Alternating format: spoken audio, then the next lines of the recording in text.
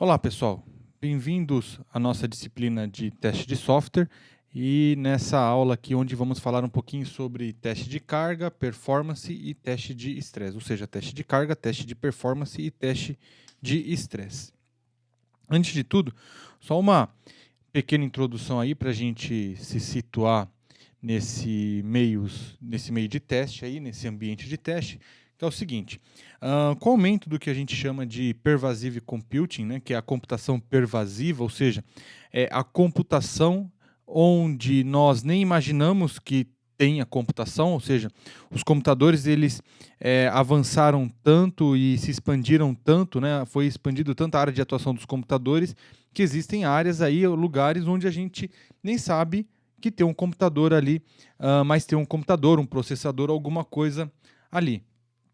Então, por exemplo, ali, né, no meio de transporte temos aviões, tráfego aéreo, trens, ali tudo controlado por computador, né? Existe um computador que controla todos estes meios de transporte, entre outros.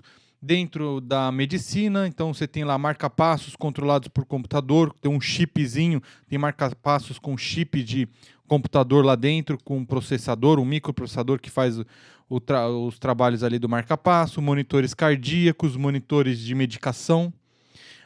Não são hoje, né, temos monitores de medicação computadorizados, mas antigamente tínhamos os automatizados, vamos dizer assim. Hoje nós temos aí os computadorizados.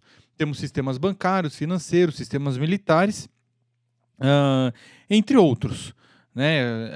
Só a gente pensar um pouquinho, parar para pensar um pouquinho, a gente começa a ver aí onde que temos computadores, chips de computadores, processadores e alguma coisa, alguma programação ali atuando ali, tá? E aí, estes sistemas eles precisam ser tolerantes à falha, certo? E por que um sistema precisa ser tolerante à falha? Obviamente, cada sistema tem o seu nível de tolerância à falha. Mas por que ele precisa ser tolerante à falha? Primeiro, confiabilidade. Então, o sistema ele tem que ser confiável. Imagina você aplicar o seu dinheiro, colocar o seu dinheiro num sistema bancário onde o sistema bancário ele não é confiável. O sistema bancário no sentido de sistema computacional. O sistema de computador, o sistema de informação que algum banco usa, não seja confiável, apresente falhas. Ninguém vai colocar o dinheiro lá. Ele precisa ser resiliente, ou seja, ele precisa suportar aí algumas adversidades ou algum nível de adversidade e permanecer funcionando. Um dos exemplos aí mais simples, mais clássicos, é com relação, por exemplo, a sistemas de e-commerce. Ele precisa ser resiliente até um certo nível. Então, um e-commerce aí, por exemplo, numa Black Friday, por exemplo, ele precisa ser resiliente, aguentar ali a carga de usuários, o volume, né, o crescente volume, um volume muito grande num único dia, em algumas horas, de clientes, de usuários tentando acessar esse sistema. Não é só a questão da gente colocar mais máquinas, a gente vai ver daqui a pouco um pouco mais sobre isso, mas não é só a questão da gente colocar mais máquina, mais servidores para processar as requisições. Se o sistema ele não estiver preparado para suportar este crescimento que a gente chama de crescimento horizontal, o crescimento vertical ele pode não ser suficiente. E se o sistema não suportar um crescimento horizontal, ou seja, mais servidores ali para receber as requisições, o sistema ele não vai funcionar. Não adianta colocar mais servidores ali, mais um poder de processamento maior. Então o sistema precisa ser resiliente, ele precisa ter disponibilidade. Você acessar o Internet Banking, por exemplo, né, novamente o Internet Banking, ele precisa estar disponível 24 horas por dia. Sistemas de monitores cardíacos precisam estar funcionando 24 horas por dia, 7 dias da semana. Não pode falhar, não pode ter nenhum momento de falha um monitor cardíaco. O monitor de medicação também não pode ter nenhum momento de falha, porque tem alguns medicamentos que eles precisam ser aplicados em exatos momentos do dia ali programados pelo médico. A mesma coisa o monitor cardíaco. Não adianta se o monitor cardíaco falhar por 5 minutos, o que acontece com o paciente? Tá? Então ele precisa ser disponível, ele precisa ter segurança. Né? Imagina o controle de tráfego aéreo, se o sistema de controle de tráfego aéreo não tiver segurança. Vai estar sujeito aí a invasão, ataques de hackers e tudo mais. Tá? Alguns exemplos aí a gente viu alguns anos atrás, 2 anos atrás, onde o sistema de controle de ambulância de Londres foi não hackeado, mas teve a influência de vírus, né? Os usuários ali pegaram vírus nos seus computadores e o vírus se espalhou por todo o sistema de controle de ambulâncias de Londres. Olha que perigo. Bom, e aí a gente entra numa classificação para a gente poder diferenciar o que é falha, o que é erro e o que é defeito. São coisas diferentes. Principalmente em português, essas palavras podem ser usadas em algum momento como sinônimos, mas elas não são sinônimos. Tá? Dentro do mundo de computação, falha, erro e defeito são termos e são eventos completamente diferentes. Então a falha, do inglês fault ou failure, significa um defeito físico, ou seja, a gente pode também adotar que um defeito no código, que o código-fonte é a parte física do software. Então, um bug num software, ele é uma falha. Né? Se a gente tiver um problema ali, um erro dentro do código, é um defeito físico no código, então ele é considerado uma falha. A falha pode ser um defeito físico num hardware, por exemplo, um pequeno circuito que interconecta dois computadores, por exemplo, que foi rompido. Então a gente tem lá esse circuito que foi rompido por algum motivo. No software, bug. Quando a gente fala num hardware, a gente pode falar, por exemplo, um hardware que está sob a influência do tempo, do clima, e pode ter congelado devido ao frio, pode ter derretido algum componente aí devido a um calor excessivo também, vai causar uma falha, tá? Um defeito físico no hardware. As falhas, elas são inevitáveis. O erro, né, do inglês error, ele é uma manifestação de uma falha. Então, ou seja, um sistema ele está num estado de erro, ou seja, um processamento quando o sistema ele está no estado de erro, um processamento após este estado leva a um defeito. E pode ser devido a um possível estado de hardware com defeito ou software não especificado devidamente. Então, por exemplo, o nosso software ele tem um bug, é uma falha, esse bug é uma falha, e o nosso software ele está rodando com essa falha, com essa falha em produção, por exemplo. E acontece algum processamento nesse software, e esse software, devido a essa falha, esse bug que ele tem, ele vai causar um erro, ou seja, é a manifestação daquela falha. Tem alguns exemplos antigos ali que alguns controladores de mísseis dos Estados Unidos, que eles usavam lá, que o exército americano usava, ele tinha um problema aí de arredondamento do float, número flutuante. Então, várias contas calculadas ali com o número de ponto flutuante, se tiver um erro de arredondamento, esse erro vai se propagando, vai aumentando a possibilidade desse erro, causando dessa falha, né, desse erro de cálculo, e vai causar um erro. Então, este bug, esta falha de arredondamento de ponto flutuante causa um erro na hora que o controlador de mísseis ali do exército americano ele vai fazendo vários cálculos. Um exemplo ali, por exemplo, com relação a hardware, por exemplo, imagina um medidor de temperatura, um medidor de velocidade que apresenta que tem um erro e um erro na medição. Então, por exemplo, um medidor de velocidade, né, ou como os aviões utilizam, chamado pitot, que é um elemento ali de hardware que é utilizado também para calcular a velocidade do avião. Se este aparelho congela em temperaturas muito frias, e quando o avião está em grandes altitudes, a temperatura é muito fria, e se este equipamento congela nessas temperaturas, ele pode emitir medições erradas. Né? Ele pode ter essa falha de congelamento e emitir medições, leituras erradas, causando um erro. Ou seja, se manifesta esta falha, causando um erro. E um defeito é uma falha física na especificação de um sistema. né? Ou seja, o defeito ele ocorre no universo do usuário e o defeito não pode ser tolerado. Tá? Então, o defeito está relacionado ali a uma especificação feita de forma errada do sistema ou alguma coisa do tipo, e um defeito ele não pode ser tolerado. Tudo bem? Então essa é a definição aí de falha, erro e defeito. Bom, a gente tem dentro desse mundo de testes e de tolerância a falhas, né? A gente tem algumas medidas tradicionais. A primeira delas é a MTTF, que é o tempo médio até uma falha. A outra é o MTBF, que é o tempo médio entre falhas, e o MTTR, que é o tempo médio para reparo. Obviamente, essas medidas elas vieram, e inclusive até os termos, eles vieram herdados ali do mundo da engenharia, tá? Onde os equipamentos de engenharia possuem esse tipo de informação, e eles medem esse tipo de informação porque é muito importante. E para software também. Então a gente acaba utilizando essas medidas e esses termos aí para os sistemas. Então o MTTF, que é o tempo médio até uma falha, ele vai dizer qual que é o tempo médio do sistema no ar, ou seja, até que aconteça uma falha. Tá? Então, nós podemos fazer essa medição de várias formas.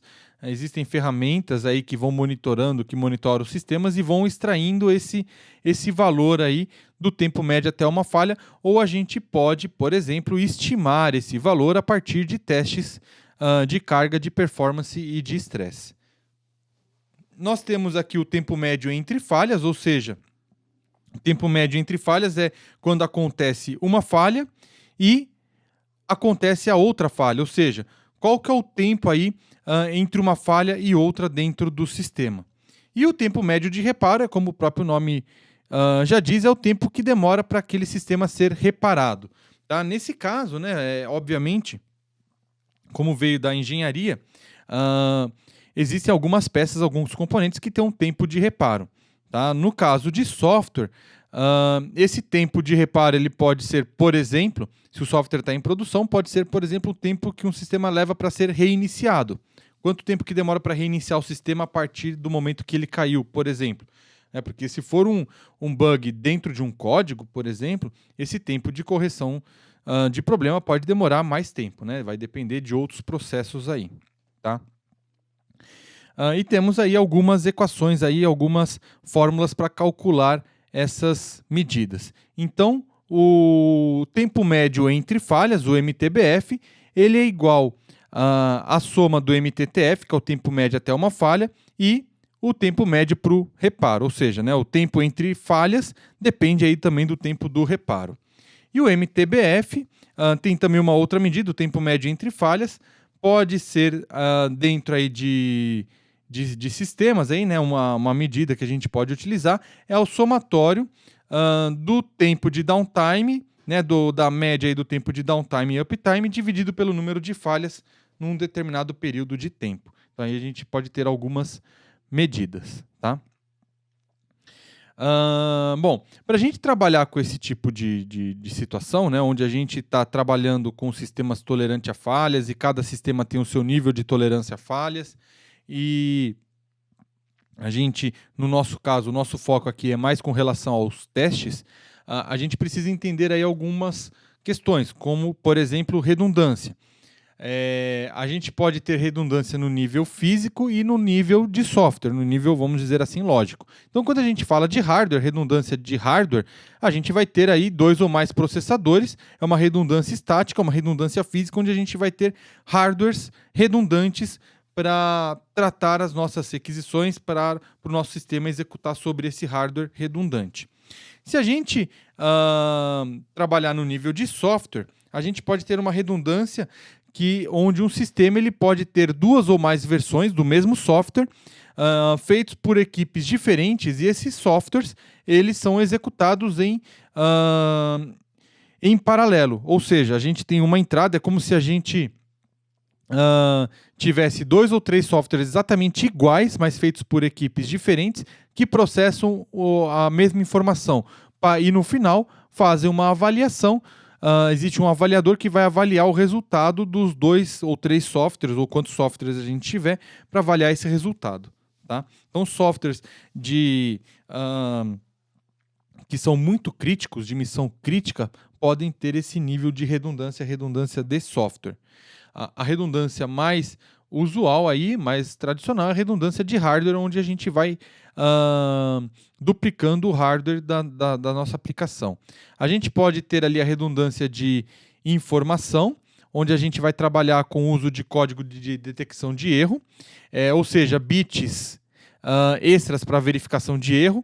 Esse tipo de redundância é implementado nas memórias dos computadores, em qualquer tipo de memória, desde as memórias voláteis até as não voláteis, né, como HD e tudo mais, onde eles trabalham com bits de redundância para verificar se aquela informação está íntegra.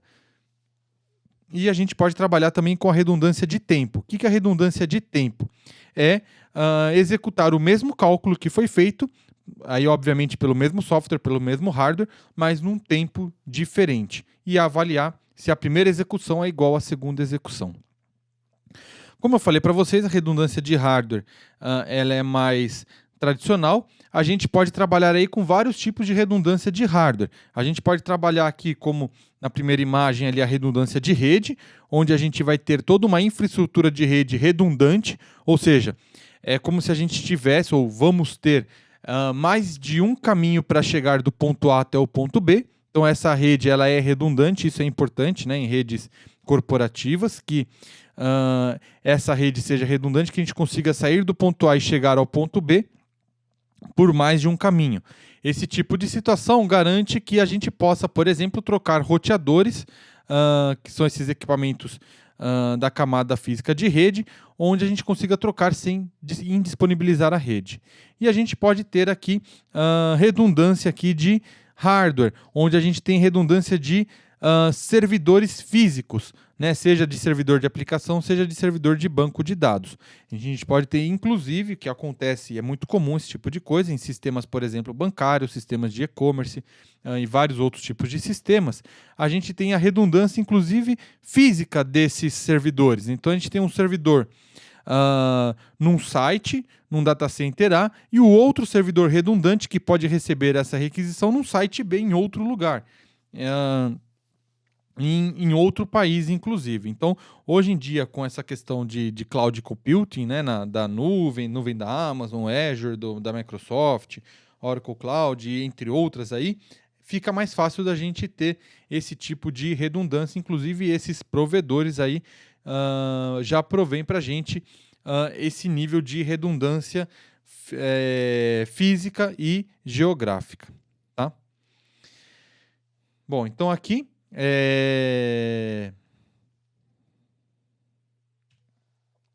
Então, falando um pouquinho então sobre teste de carga, estresse e performance, que é o nosso foco dessa aula de hoje. Então a gente tem aqui, pode também, pessoal, da mesma forma que falha, defeito e erro, o pessoal acaba usando como sinônimo. Teste de carga, estresse e performance são diferentes, não são sinônimos, apesar de muita gente tratar como um sinônimo. O teste de performance, ele é um conceito genérico de teste, mas mais comum ter uma resposta com o valor de quantidade de transações por minuto de um sistema, ou seja, quantas transações por minuto um sistema suporta, tá, em uma determinada condição. Então, por exemplo, quantas requisições um sistema suporta numa simulação de pico, ou seja, qual que é o pico daquele sistema? Aquele hardware, quando eu estou falando agora de sistema, estou falando ali do software e do hardware. Tá? A ideia aqui é saber quantas requisições por minuto o nosso sistema vai suportar, para a gente poder estimar qual que é o pico do nosso sistema, quanto que ele vai aguentar. Tá? Quantas requisições por minuto ele vai aguentar. O teste de carga, ele trabalha com um volume de requisições gerado pela ferramenta de carga de forma crescente no decorrer do tempo. Ou seja, a gente vai aumentando, a ferramenta vai aumentando o volume de requisições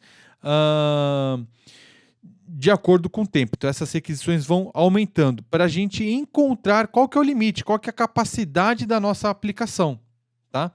Então a gente vai aumentando aos poucos, o tempo de resposta obviamente vai aumentando até que o sistema para de responder. Tá? Nesse caso, no caso do teste de carga especificamente, a gente não quer encontrar um problema funcional.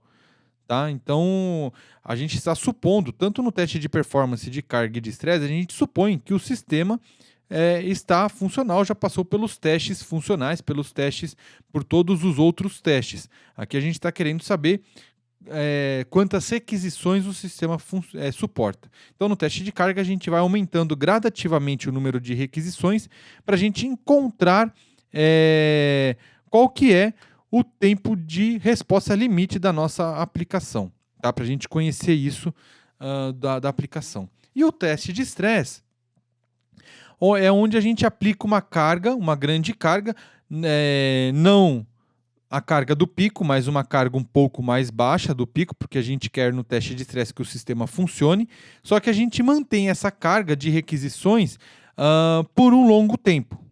Tá? Então, a gente quer saber qual que é o comportamento do sistema com uma carga de requisições muito grande, não a carga do pico, mas uma carga muito grande, excessiva, sem derrubar o sistema, para saber o que acontece com o sistema. Tá? Para saber se algum cálculo é feito de forma errada, se a memória para de funcionar, se os objetos são retirados da memória, quanto tempo que os objetos vão ocupando a memória, para a gente saber num tempo de estresse, né, com muitas requisições, o que vai acontecer com o nosso sistema. Tá? Um exemplo para a gente fazer um teste de estresse, ou durante o teste de estresse, é, por exemplo, a gente retirar um nó do cluster de servidores de aplicação, ou até mesmo indisponibilizar um banco de dados. O que acontece quando a gente indisponibiliza um banco de dados durante um teste de estresse? Vamos dizer que o banco de dados ele foi o elo mais fraco nesse exemplo aqui, e ele caiu, ele não suportou a carga, mas o servidor de aplicação suportou e está suportando. O que acontece com o sistema? Então, são algumas coisas, algumas informações que a gente consegue extrair a partir destes testes. Existem diversas ferramentas pagas e gratuitas aí para fazerem esses testes, de carga, performance e estresse aí no mercado. Uma das ferramentas mais utilizadas e também das mais simples para a gente utilizar é o JMeter. Ela é uma ferramenta aí desenvolvida em Java, mas ela é independente, ela testa qualquer tipo de aplicação, aplicações web, HTTP, HTTPS, aplicações SOAP, ou seja, Web Service, testa inclusive conexões de banco de dados, então a gente pode fazer esses testes de carga, performance e estresse em banco de dados, por exemplo, fazendo consultas, inserts, updates. Ferramenta, ela suporta LDAP, suporta JMS, que é um protocolo Java para filas, suporta os protocolos Gmail, SMTP, POP3 e IMAP, suporta comandos nativos, Shell Script, entre outros. Esses daqui que eu listei para vocês são só os principais, os mais utilizados, mas existem outros plugins, e a gente também pode desenvolver plugin específico para o que a gente necessita aí dentro do JMeter. Tá? A ideia dentro do JMeter também, que a gente pode trabalhar com o JMeter, é que ela permite que a gente simule, por exemplo, o tempo para pensar. Então, se a gente quer simular aí um teste de estresse, um teste de performance no sistema, dos pontos principais é que a gente consiga também simular aí um usuário navegando dentro do sistema. Então, o usuário, por exemplo, numa aplicação web, no e-commerce, o que ele faz? Ele digita o nome do produto, lista o produto e ele começa a ler a lista de produtos. Então, ele dá um tempo para o sistema, ele não vai clicando de uma vez. A gente não está interessado num DDoS, no ataque DDoS, né, de derrubar o sistema, um Denial of Service. A gente está interessado em saber qual que é o limite da nossa aplicação com usuários humanos. Então, no e-commerce, por exemplo, o usuário, ele normalmente digita o nome do produto e começa a ler a lista, ou seja, ele já vai lendo a lista, ele não sabe qual que é o produto que ele quer, então ele dá um tempo para o sistema, entre aspas, respirar. A gente consegue simular cache de navegador, consegue simular concorrências, requisições derivadas, número de interações. A gente pode ter um temporizador de sincronização, né? Ou seja, sincronizar algumas requisições. A gente pode trabalhar com o uso de massa de teste específica, ou seja, simular ou selecionar um conjunto de massa de testes para fazer algum teste específico. A gente consegue gerar valores aleatórios. Tá? A gente consegue criar, como eu falei para vocês, classes Java específicas aí para fazer alguns testes específicos, entre outras coisas. Esses daqui também são algumas das coisas mais usuais aí dentro do ambiente do JMeter. Nessa atividade, então, a gente vai fazer um exercício acessando um site específico aí para testes de carga, de performance, que é uma loja virtual que está aí na internet, e eu vou mostrar para vocês aqui como que funciona basicamente os passos básicos aí para o uso do JMeter para essa nossa atividade. Bom, pessoal, então, como eu falei para vocês, a gente vai trabalhar com esse site aqui, petstore.octoperf.com. É um site aí do pessoal que que trabalha com teste de carga e tudo mais. É um site aí livre, onde vocês podem entrar e a gente vai fazer alguns testes de carga, ou pelo menos vamos fazer aqui, vamos ver o funcionamento do JMeter, e aí depois vocês vão fazer o exercício. Então, ó, aqui só para vocês verem o funcionamento do site, ele é bem simples. Então, ó, a gente entra no site, a gente pode clicar aqui no link, e clicando no link ele carrega, ele abre aqui a nossa JPET Store nessa janelinha aqui, tá? Bom, eu tenho aqui o JMeter, tá? Eu já abri, vocês podem baixar lá do site, ele é free, do site da Apache. E ele tem essa carinha aqui. Eu estou usando a versão 4.0, mas vocês podem usar a versão mais nova que tiver lá e não vai ser muito diferente, tá, do que eu vou mostrar para vocês. Pelo menos o que a gente vai utilizar aqui não vai ser muito diferente. Então, primeiro, para a gente começar com um projeto no JMeter, a gente precisa criar aqui um novo projeto, tá? E ele cria para a gente aqui, dentro dessa telinha aqui, e ele cria esse item aqui, test plan, tá? Ou plano de teste. Num plano de teste, a primeira coisa que a gente precisa adicionar é um user group, então, um thread group, um grupo de usuários, um grupo de threads, tá? A primeira coisa. Então, botão direito, adiciona aqui um thread group. Nesse thread group a gente pode dar um nome, vou deixar esse nome aqui padrão. Aqui a gente tem algumas configurações importantes, tá? Ó, o número de threads, ou seja, o número de usuários que ele vai simular. Qual que é o período de rampa, ou seja, quanto tempo que ele vai demorar para começar, para startar cada usuário. A gente tem aqui também o contador, o loop, né, o contador de loop, quantas vezes cada usuário vai executar o nosso teste, tá? Então aqui a gente pode uma vez, 10 vezes, forever, para sempre, tá? Vou deixar aqui primeiro 10 vezes. A gente pode ter aqui um delay, um tempo entre uma thread e outra, né, a criação. A gente pode agendar, pode ter configurações aqui de agendamento. A gente pode, inclusive, só para vocês terem uma ideia, que a gente pode, inclusive, ter várias máquinas rodando o JMeter, e a gente tem uma máquina que vamos dizer ser o servo, o servidor, e disparar para os outros slaves os testes, e essas outras máquinas também dispararem teste. Esse tipo de coisa ele é importante porque às vezes a nossa máquina ou uma máquina só não aguenta, não tem capacidade para o teste, para, entre aspas, derrubar a nossa aplicação, ou para a gente chegar no pico, né, descobrir qual que é o pico. A gente pode chegar no limite da máquina onde está rodando o JMeter. Bom, depois que a gente criou o thread group, a gente precisa aqui adicionar os samples, tá? Ou os chamados aqui testadores, tá? No nosso caso aqui, a gente vai trabalhar com HTTP request, porque a gente vai fazer uma requisição HTTP. Então vejam aqui, ó,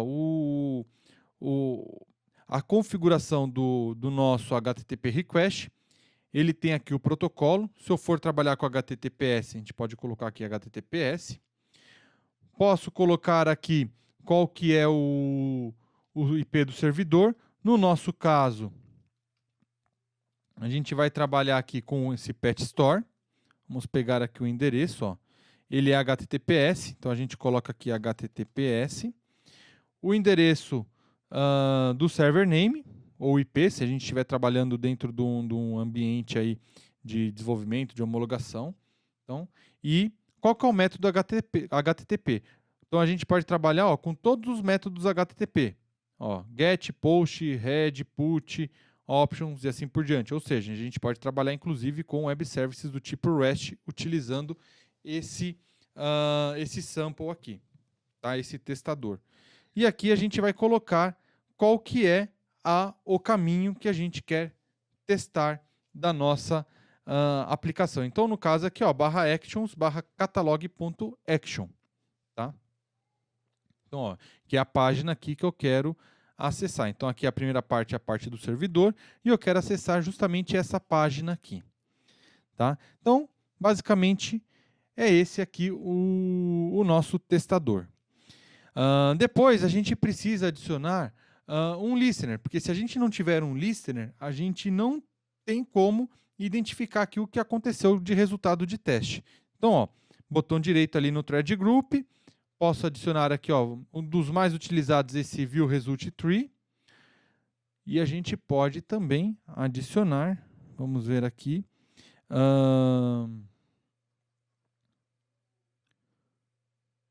esse Summary Report, e a gente pode adicionar, vamos ver se tem mais algum outro aqui legal para a gente adicionar.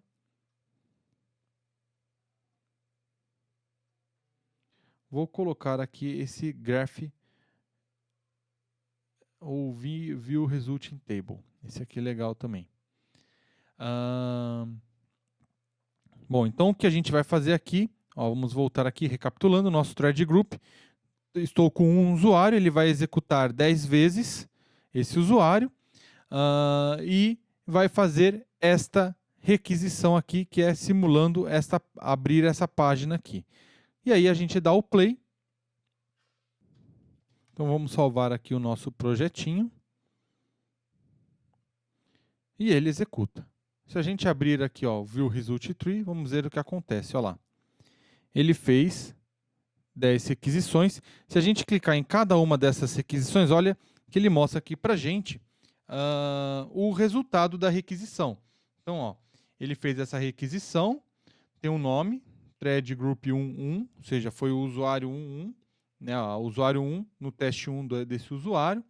Ele fez essa requisição neste start time aqui, demorou estes milissegundos, latência, quantos bytes trafegou e tudo mais. Então aqui, ó, ele fez um get, um resumo aqui, ó, da requisição. Então ele fez essa request. Então a gente pode, inclusive, porque se tiver algum erro, a gente pode pegar esta requisição aqui e jogar aqui no nosso navegador para ver o que acontece. Que foi exatamente essa requisição que o JMeter fez nesse nosso teste aqui, tá? E a gente tem o response data, ou seja, a gente vê qual que foi o resultado. Nesse caso aqui ele trouxe esse HTML aqui, que é o HTML lá da página, tá? Aí ele fez a mesma coisa, vejam que muda aqui para cada um desses nossos testes aqui. Se a gente vier aqui no Summary Report, ele vai dar para a gente aqui um resumo, ó, quantos samples, quantos testes que a gente fez, o tempo médio, o tempo mínimo, o tempo máximo, para cada um destes testes, na View Result Table. Então a gente tem específico para cada um destes testes. A gente pode exportar isso para um Excel e tudo mais. Inclusive aqui o status. Então, ó, o primeiro teste demorou 2.252 milissegundos e depois, ó, foi diminuindo o tempo aqui, tá? Então aqui demorou 2 segundos aqui, ó, 2.252 segundos, 2 segundos e um pouquinho. Temos aqui latência, quantos bytes foram enviados, quantos bytes foram recebidos, tá? Tempo de conexão e assim por diante. Vou mostrar para vocês aqui, vamos dizer aqui, ó, que se eu colocar algum erro aqui, ó, se eu colocar uma URL errada, o que vai acontecer? O que a gente pode fazer também, ó, se a gente quiser limpar aqui, ó, para não estar sujo, para não ficar sujo aqui os nossos testes, a gente pode usar a vassourinha aqui, que vai limpar, e se a gente executar novamente, olha o que acontece. Olha lá. Vejam que aqui está aparecendo tudo vermelhinho, porque o status do teste foi falha. Se a gente vier aqui no View Result Tree e clicar em cada um deles, Response Code 404, ou seja, como a gente está fazendo um teste HTTP, né, um HTTP Request, por padrão, um 404, um retorno 404, not found, é um erro.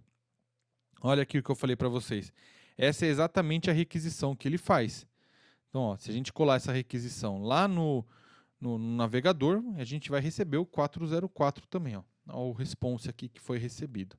Tá? Então, isso é bom para a gente debugar o nosso teste aqui, para a gente saber se está funcionando. Então, e se a gente vier aqui, vamos aumentar o número de usuários, por exemplo, quantas vezes cada usuário vai fazer aqui, por exemplo, 50 vezes, 50 usuários, 50 vezes, e vamos executar aqui, vocês vão ver, vou colocar aqui no View Result Table, para vocês verem o que acontece. Então, vamos dar play aqui, olha lá.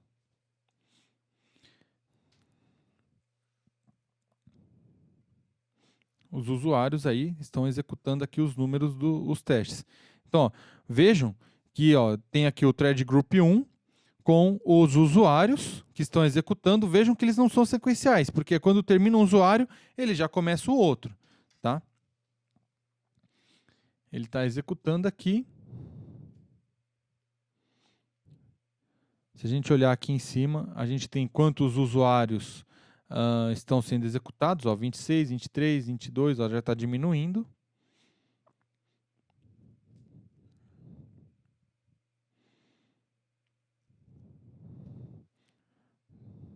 Faltam 2 usuários e acabou.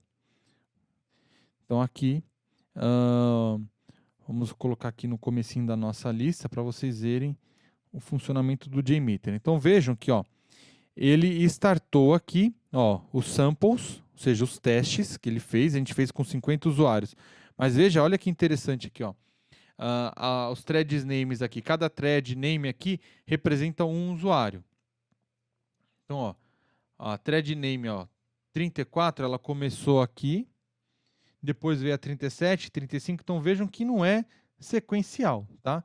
A 34 está aqui, depois se a gente rolar um pouquinho, por exemplo, aqui mais fácil, a 40, e aqui a 40 também, outro teste da 40, então, ou seja, quando mais um teste aqui da 40, então, ou seja, esse teste aqui, a 40, a thread 40, ela iniciou aqui, demorou esses milissegundos, depois ela executou, demorou esses outros milissegundos e assim por diante. Então, mais um teste aqui da 40. A 40, nesse período aqui, já fez 4 testes, pelo menos pelo que a gente está vendo aqui. Nossa thread 40. Vejam aqui, outra thread 3 aqui, a 1, a 4 e tal. Tá? Então, essas threads elas são independentes, né? Simulam usuários de forma independente.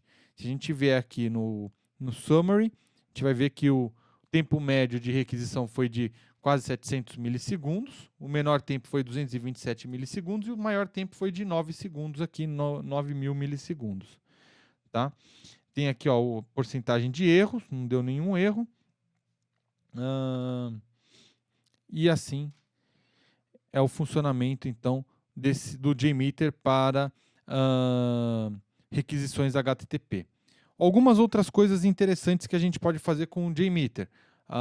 Então vejam aqui os samples aqui. A gente pode trabalhar, como eu falei para vocês, com JMS, que é um protocolo de filas. Para Java, JDBC, conexão com banco de dados, se vocês quiserem, SMTP e assim por diante. Então, HTTP, que é o mais comum. A gente pode ter alguns controladores lógicos, então a gente pode fazer ifs dentro do nosso código. If, retornou tal coisa, faz uma requisição. Se não, faz outra. A gente pode ter um for each. Além do for das threads, a gente pode ter um outro for each, né? Um outro for interno. A gente tem aqui um handle controller, gerar números aleatórios.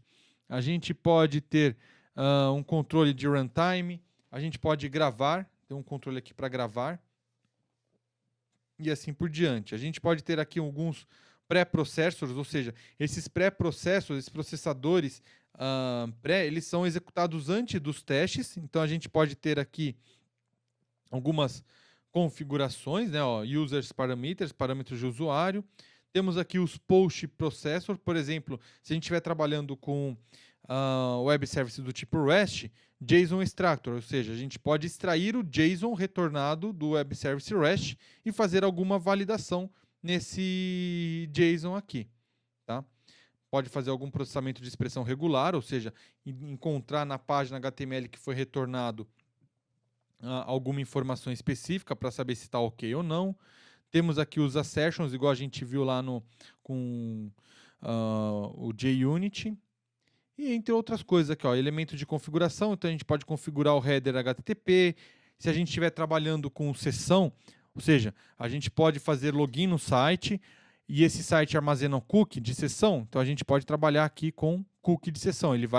Se a gente habilitar esse cara aqui, ele vai ter um cookie. A gente pode trabalhar com cache e assim por diante, tá? Uma série de outras, ó, FTP, DNS cache e assim por diante. E entre outros listeners que nós temos aqui para a gente trabalhar. Tudo bem, pessoal?